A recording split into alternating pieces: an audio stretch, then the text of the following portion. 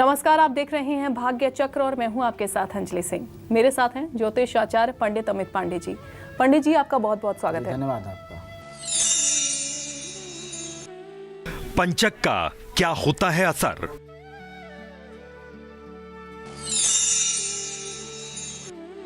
पंचक क्यों माना जाता है अशुभ? क्या पंचक में होते हैं शुभ कार्य?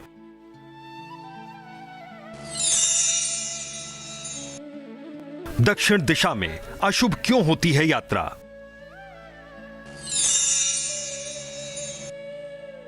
देखिए सिर्फ भाग्य चक्र में। हिंदू संस्कृति में प्रत्येक कार्य मुहूर्त देखकर करने का विधान है। इसमें सबसे महत्वपूर्ण है पंचक। जब भी कोई कार्य प्रारंभ किया जाता है तो उसमें शुभ मुहूर्त के साथ पंचक का भी विचार किया जाता है। आखिर ये पंचक होता क्या है और इसको लेकर लोगों के मन में संशय, भय और भ्रम की स्थिति क्यों रहती है? खासकर किसी अशुभ कार्य के समय पंचक होने या न होने का इतना विचार क्यों किया जाता है? साथ ही हम अपने प्रोग्राम में ये भी पंडित जी से जानेंगे कि आखिर पंचक कब लगता है। पंडित जी बताइए कि पंचक को लेकर लोगों के मन में क्यों इतनी जो भ्रामक जो स्थितियां हैं वो उत्पन्न होती हैं? पंचक कब लगता है? वैदिक ज्योतिष के अंतर्गत किसी भी शुभ कार्य को करने के लिए मुहूर्त की व्यवस्था दी गई है। मुहूर्त जानने के लिए हम पंचांग को देखते हैं, पंचांग की आवश्यकता होती है। पंचांग के द्वारा ही विभिन्न प्रकार के वार, तिथि, नक्षत्र, करण, प्रहर और योग की जानकारी प्राप्त होती है और इसी के अनुसार मुहूर्त का निर्माण होता है और इसी 5 चीज़ों को पंचांग कहते हैं। पंचांग के अंतर्गत एक विशेष नक्षत्रों की श्रेणी है पंचक। अब पंचक की बात जब करते हैं तो पंचक लगने के समय जो मुहूर्त तैयार होते हैं वह विशिष्ट मुहूर्त होते हैं। ज्योतिष शास्त्र में ऐसे 5 विशेष नक्षत्र हैं जिसके संयोग को पंचक कहा जाता है। यह 5 नक्षत्र 5 कार्यों के लिए मनाही करते हैं। हर नक्षत्र किसी न किसी विशिष्ट काम को करने से रोकता है। इसी कारण से कुछ विशेष कार्यों को पूर्ण करने से पहले पंचक का विशेष ध्यान रखा जाता है। कुछ ऐसे कार्य होते हैं जो पंचक में नहीं किए जाते हैं। हालांकि वैदिक ज्योतिष शास्त्र में पूरे भचक्र में 27 नक्षत्र होते हैं। इन नक्षत्रों के आधार पर ही सभी 12 राशियों का वर्णन है। सभी 12 राशियाँ इन्हीं 27 नक्षत्रों के अंतर्गत आती हैं। 27 नक्षत्रों को बांटा गया है 4-4 चरण में, मतलब कुल 108 चरण होते हैं, 12 राशि होती है। लगभग 9 चरण की एक राशि, 2.25 नक्षत्र एक राशि के अंतर्गत आते हैं। एक नक्षत्र का मान 13 अंश 20 कला होता है और प्रत्येक नक्षत्र के 4 चरण, जिससे प्रत्येक चरण 3 अंश 20 कला का होता है। एक राशि का मान 30 अंश कहा जाता है, जबकि पूरे भचक्र का मान 360 होता है। जब चंद्रमा गोचर करते हुए कुंभ और मीन राशि में प्रवेश करता है, यानी कुंभ से होते हुए मीन तक का जो चंद्रमा की चाल है, इसी को पंचक कहा जाता है। मतलब धनिष्ठा नक्षत्र के तीसरे चरण का जब शुभारंभ होता है उसके बाद शतभिषा, पूर्वा भाद्रपद, उत्तरा भाद्रपद और रेवती, ये जो 5 नक्षत्र हुए, इन्हीं 5 नक्षत्रों के समूह को पंचक कहा जाता है। और लगभग चंद्रमा इन 5 नक्षत्रों में 5 दिन तक गोचर करता रहता है। एक नक्षत्र में लगभग 24 घंटे चंद्रमा रहता है और यह चूँकि 27 दिन बाद एक नक्षत्र दोबारा आता है, इसीलिए एक पंचक का जो काल होता है दूसरे काल के आने में, दूसरी आवृत्ति में कम से कम 27 दिन का समय लगता है और नक्षत्रों को देख करके शुभ कार्य करने का विधान है। शुभ मुहूर्त में किए गए कार्य आसानी से संपन्न होते हैं, सफलता प्रदान करने वाले होते हैं तथा जो कार्य अशुभ मुहूर्त या शुभ मुहूर्त नहीं चल रहे हैं, कोई मुहूर्त में दिक्कत है, उस समय अगर कोई कार्य शुरू कर दिया जाए जल्दबाजी में, कहीं न कहीं उसको पूर्ण करने में कुछ न कुछ कठिनाई आती है। बिल्कुल प्रायोगिक बात है, आप करके देख भी सकते हैं। किसी शुभ मुहूर्त में काम शुरू करिए, शुभ मुहूर्त में किसी यात्रा को करिए, शुभ मुहूर्त में कोई मकान का कार्य आरंभ करिए, कोई भी आप चाहें तो करके देख सकते हैं। इससे बहुत फर्क पड़ता है। शुभ मुहूर्त में किए गए कार्य अंतिम में शुभ फल ही देंगे, लेकिन अशुभ मुहूर्त में या मुहूर्त ठीक नहीं है, ऐसे में शुरू किया हुआ कार्य कहीं न कहीं बाधा से ही पूर्ण होते हैं। पंचक के विषय में लोगों के मन में तमाम भ्रांतियाँ हैं कि पंचक शुभ कार्यों में वर्जित है। कुछ लोग ऐसा भी कह देते हैं कि पंचक में आरंभ किया गया कार्य 5 बार करना पड़ता है। देखिए, पंचक में कुछ निश्चित कार्यों की मनाही किया है शास्त्र ने, सारे कार्य की मनाही नहीं है। शुभ कार्य भी पंचक में किए जाते हैं, वो बातें हम आपको इस कार्यक्रम के दौरान बताएंगे। पंचक के 5 नक्षत्रों में क्या काम नहीं किया जा सकता और किन बातों का ध्यान रखा जाता है, पंडित जी से जानते हैं। पंडित जी बताइए, और साथ ही ये भी बताइए, क्योंकि मैंने गांव में ये भी देखा है कि पंचक के समय में कुछ अशुभ चीज़ें भी मानी गई हैं। जैसे अगर किसी की मृत्यु हो जाती है तो उसको अशुभ माना जाता है, क्योंकि कहा जाता है कि जो मृत्यु है वो तो हमारे हाथ में होता नहीं है, लेकिन अगर मृत्यु हो जाती है तो क्यों उसको इतना ज़्यादा अशुभ माना जाता है, उसके बारे में बताइए। और क्या विधि विधान है उस दौरान अगर मृत्यु किसी की हो जाती है तो पंचक के समय में? भारतीय संस्कृति और भारतीय ज्योतिष शास्त्र के अनुसार पंचक के दौरान कुछ ऐसे कार्य हैं जिन्हें नहीं करना चाहिए, क्योंकि वह कार्य करने के लिए पंचक के नक्षत्र अनुकूल नहीं होते हैं। जैसे धनिष्ठा पंचकम त्याज्यम तृण काष्ठादि संग्रहे त्याज्यादि दक्षिण दिग्यात्रा गृहाणाम छादनम तथा। इनमें से विशेष रूप से अगर पंचक के नक्षत्र चल रहे हैं तो केवल और केवल दक्षिण दिशा की यात्रा की मनाही है। कुछ लोग कह देते हैं यात्रा नहीं करनी चाहिए, नहीं, यात्रा करिए, सिर्फ दक्षिण दिशा की अगर यात्रा करनी है तो पंचक के दौरान आप उसे टाल दें, कतई ना करें। और ऐसा कारण क्यों कहा गया है, तो इसलिए कहा गया है कि दक्षिण दिशा के जो स्वामी हैं, जो देवता हैं, वो यम हैं, और वो यम मृत्यु के देवता हैं, तो इसलिए यम की दिशा में पंचक की यात्रा जो है मना की जाती है।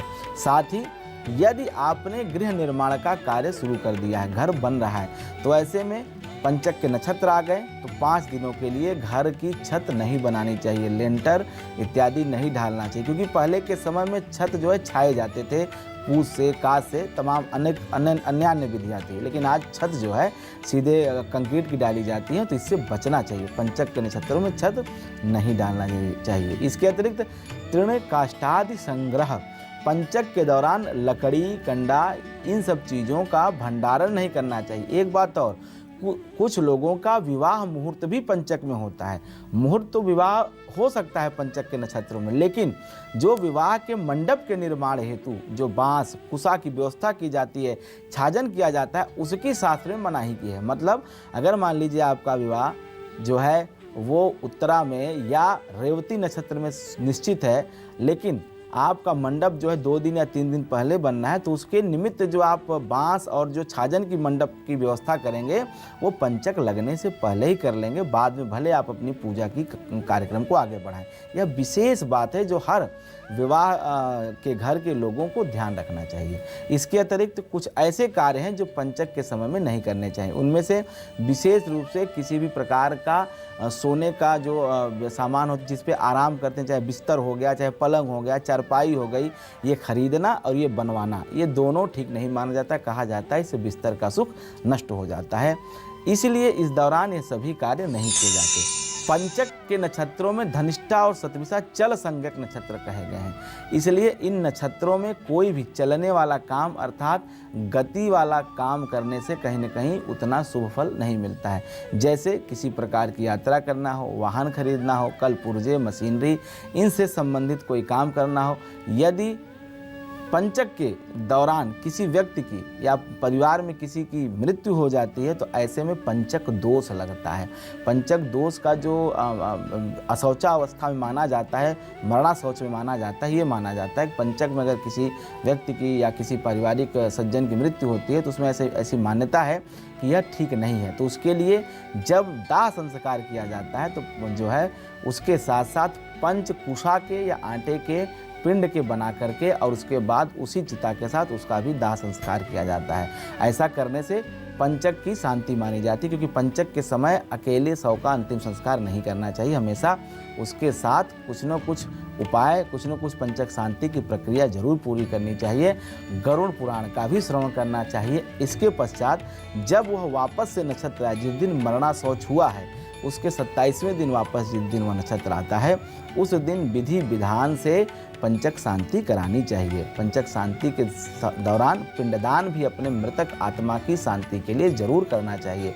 ऐसा करने से परिवार में पितृ तृप्त होते हैं और पितरों की कृपा से परिवार में सुख शांति समृद्धि बनती है।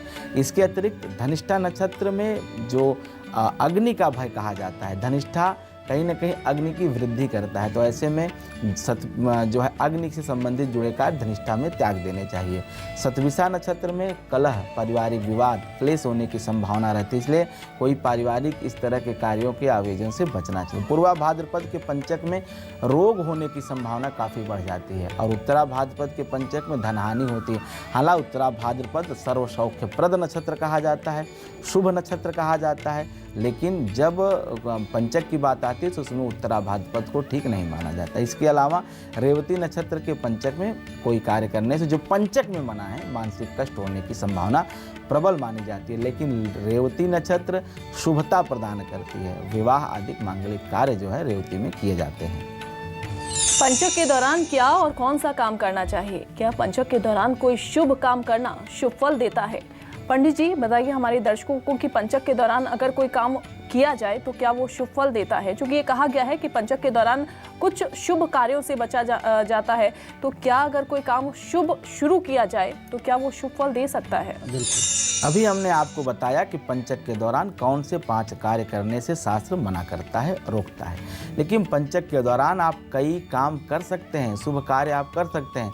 पंचक सभी कार्यों के लिए अशुभ नहीं माने जाते हैं, रोक नहीं करता है, बल्कि कई कार्यों करने के लिए पंचक अत्यंत शुभकारी माने जाते हैं। पंचक के दौरान जो नक्षत्र होते हैं उनमें से कुछ विशेष योगों का निर्माण करते हैं, जैसे धनिष्ठा, शतभिषा, पूर्वा भाद्रपद तथा रेवती नक्षत्र यात्रा करने, मुंडन कार्य, व्यापार आदि शुभ कार्यों के लिए प्रशस्त माने गए हैं। इसके अलावा उत्तरा भाद्रपद नक्षत्र कहीं न कहीं वारों के साथ मिल करके सर्वार्थ सिद्धि का योग बनाते हैं। जैसे अगर हम पंचक के अशुभ संज्ञा देते हैं, लेकिन पंचक के दौरान कुछ विशेष कार्य जैसे शादी का विवाह, सगाई समारोह, ये तमाम जो शुभ कार्य होते हैं किए जा सकते हैं। पंचक के 3 नक्षत्र पूर्वा भाद्रपद, उत्तरा भाद्रपद तथा रेवती यदि रविवार के दिन पड़े तो विभिन्न प्रकार के शुभ योग बनते हैं, जिनमें चर, स्थिर व प्रवर्ध मुख्य माने जाते हैं। इन योगों के कारण व्यक्ति की सफलता की प्राप्ति की गुंजाइश बढ़ जाती है और उसे आर्थिक लाभ होता है, कार्य में सिद्धि होती है। वहीं दूसरी ओर उत्तरा भाद्रपद नक्षत्र स्थिर संज्ञक नक्षत्र होता है, इसलिए इस नक्षत्र के दौरान ऐसे कार्य किए जाते हैं जिनमें आपको स्थिरता की आवश्यकता होती है। इनमें से मुख्य रूप से गृह निर्माण, गृहारंभ, गृह प्रवेश करना, शांति पूजन और खेती का शुभारंभ करना, बीज बोना, जमीन से जुड़े हुए कार्य करना निश्चित रूप से आपको लाभ देगा, आपको सफलता मिलेगी। अंतिम नक्षत्र रेवती मैत्री संज्ञक नक्षत्र होता है, इसलिए इस नक्षत्र के दौरान किसी भी प्रकार के वाद विवाद का निपटारा करना, व्यापार अथवा कपड़े से संबंधित सौदा करना, नए आभूषण खरीदना, ये तमाम जो कार्य होते हैं ये करने से लाभ मिलते हैं और ये कार्य की पूर्णता संपूर्णता सिद्ध होती है, इसलिए ये कार्य आप रेवती नक्षत्र में जरूर करें। चलिए पंडित जी से जानते हैं कि पंचक कितने प्रकार के होते हैं। इसके साथ ही पंडित जी से ये भी हम जानते हैं कि अगर कोई कार्य पंचक में करना पड़े तो क्या पंचक शांति करके विधि विधान किया जा सकता है? पंडित जी बताइए। प्रत्येक दिन के हिसाब से पंचकों का वर्गीकरण किया गया है, अर्थात किसी खास दिन शुरू होने वाले पंचक को एक अलग नाम से जाना जाता है और जैसा उनका नाम है वैसा उनका अलग अलग प्रभाव होता है। जैसे सबसे पहले हम बात करते हैं रोग पंचक की। जब पंचक का प्रारंभ रविवार के दिन होता है तो ऐसे पंचक को रोग पंचक कहते हैं। रोग पंचक के कारण आने वाले 5 दिन विशेष रूप से सर्वकष्ट और मानसिक परेशानियों को देने वाले होते हैं। इस पंचक में शुभ कार्यों का सर्वथा त्याग करना चाहिए। यह हर तरह के शुभ कार्यों में अशुभ माने जाते हैं। राज पंचक दूसरा पंचक, जब पंचक सोमवार के दिन शुरू हो तो ऐसे पंचक को राज पंचक कहा जाता है। आमतौर पर यह पंचक शुभ माने जाते हैं और उनके प्रभाव से आने वाले सभी 5 दिन कार्यों में सफलता, सरकारी कामकाज से लाभ तथा संपत्ति से जुड़े हुए मामलों में विशेष लाभ प्राप्त होता है। राज पंचक इसके लिए काफ़ी उपयुक्त होता है। तीसरा पंचक अग्नि पंचक। अग्नि पंचक जैसा नाम से स्पष्ट है, मंगल और अग्नि का संबंध है, तो मंगलवार के दिन जो पंचक आरंभ होता है उसे अग्नि पंचक के नाम से जाना जाता है। इस दौरान आप कोर्ट, कचहरी और विवाद आदि के फैसलों पे अपना हक प्राप्त कर सकते हैं और इस तरह के कार्यों में सफलता मिले, मतलब विजय की बात हो तो अग्नि पंचक काफ़ी लाभदायी होता है। यह पंचक प्रायः अशुभ माना जाता है, इसी वजह से इस पंचक में किसी भी प्रकार के निर्माण कार्य नहीं करने चाहिए। मशीनरी औजार के काम शुरू करने से थोड़ा सा नुकसान हो सकता है, क्योंकि यह देखा जाता है कि इस पंचक पर इन कार्यों करने से आर्थिक नुकसान होने की पूरी संभावना बनी रहती है। अब बात करते हैं चोर पंचक की। शुक्रवार के दिन अगर पंचक के नक्षत्र शुरू हो रहे हैं तो चोर पंचक कहलाते हैं। यह पंचक विशेष रूप से यात्रा करने के उद्देश्य से त्याज्य माने जाते हैं। जैसा नाम से स्पष्ट है, चोर मतलब कुछ न कुछ चोरी सामान हो जाए, नुकसान हो जाए, इसलिए इस पंचक को चोर पंचक कहा गया है और इसमें यात्रा ही वर्जित की गई है। व्यापारिक लेन देन हो, किसी भी प्रकार का सौदा हो, यह सब मना किया गया है चोर पंचक में करने के लिए। यदि आप इनमें से कोई कार्य करते हैं तो विशेष रूप से आपको केवल धन के नुकसान की संभावना बनती है। अब बात करते हैं मृत्यु पंचक की। इसी क्रम में जब पंचक की शुरुआत शनिवार के दिन होती है तो ऐसा पंचक मृत्यु पंचक कहलाता है। इस पंचक के दौरान अगर कोई कार्य आप करते हैं, उस कार्य में आपको कहीं न कहीं मृत्यु तुल्य कष्टों की प्राप्ति होती है, मतलब कुछ न कुछ समस्या विपत्ति आती है, खास करके सेहत को। किसी विशेष प्रकार के कार्य का आरंभ इस पंचक में नहीं करना चाहिए, क्योंकि पंचक के प्रभाव से आपको किसी प्रकार का चोट लग सकती है, कोई आपको शारीरिक नुकसान हो सकता है, अथवा आपके साथ कोई दुर्घटना भी हो सकती है। साथ ही अपने लोगों तथा अन्य लोगों से भी वाद विवाद की स्थिति बन सकती है। हालांकि कुछ विशेष स्थिति में जब कोई पंचक बुधवार या बृहस्पतिवार को शुरू होता है तो उसमें से किसी भी प्रकार की बात का पालन करना आवश्यक नहीं हो जाता है। देखिए, पंचक की यह बात हो गई। पंचक में 5 कार्य मना है, कुछ कार्य शुभ भी माने जाते हैं, क्योंकि नक्षत्रों की अलग अलग गति है और जब चंद्रमा उन नक्षत्रों से गोचर करता है तो उसका अलग अलग प्रभाव इस पूरी पृथ्वी पे पड़ता है। मुहूर्त का निर्माण सिर्फ इसलिए किया गया है कि ताकि सब जो है काम सही समय से हों। लेकिन मैं अपने दर्शकों को बताऊं कि मुहूर्त के बारे में ब्रह्मा जी कहते हैं कि एक पलक झपकने के 100 गुणा जो से भी कम समय होता है उसमें भी मुहूर्त का निर्माण होता है। तो इसलिए उस मुहूर्त को तो इस सृष्टि को बनाने वाला ही ब्रह्मा क्या बताए, तो हमारी आपकी क्या वो है कि हम उस मुहूर्त का निर्धारण कर सकें। लेकिन जितना हमें ज्ञान है, बुद्धि है, हमारे शास्त्रों में जो विधा है, जो नियम कानून प्रशस्त किए हमारे शास्त्र ने, शास्त्र की आज्ञा के अनुसार, अपने आवश्यकता के अनुसार हम मुहूर्तों का पालन करते हुए यदि कोई कार्य करेंगे तो जीवन प्रायः सरल होगा, क्योंकि कठिनाइयाँ जितना कम होंगी सरलता जीवन में उतनी बनी रहेगी। इस प्रकार से मुहूर्त का आप उपयोग करके अपने जीवन को बिल्कुल सुखी और समृद्ध बना सकते हैं। कोई भी कार्य करते हैं तो मुहूर्त का ध्यान आप जरूर रखें। तो पंडित जी ने आज आपको बताया कि पंचक को लेकर कौन से वो 5 काम हैं वो आपको नहीं करने चाहिए। इसके अलावा पंचक में कोई भी शुभ काम करना कितना लाभदायी माना गया है। पंडित जी, आपका बहुत बहुत धन्यवाद। धन्यवाद आपका। भाग्य चक्र में आज बस इतना ही। आगे के एपिसोड में हम कुछ और विषयों पर पंडित जी से विस्तार से चर्चा करेंगे, लेकिन आज हमें दीजिए इजाजत और आप देखते रहिए न्यूज़ 24 मध्य प्रदेश छत्तीसगढ़। नमस्कार। नमस्कार।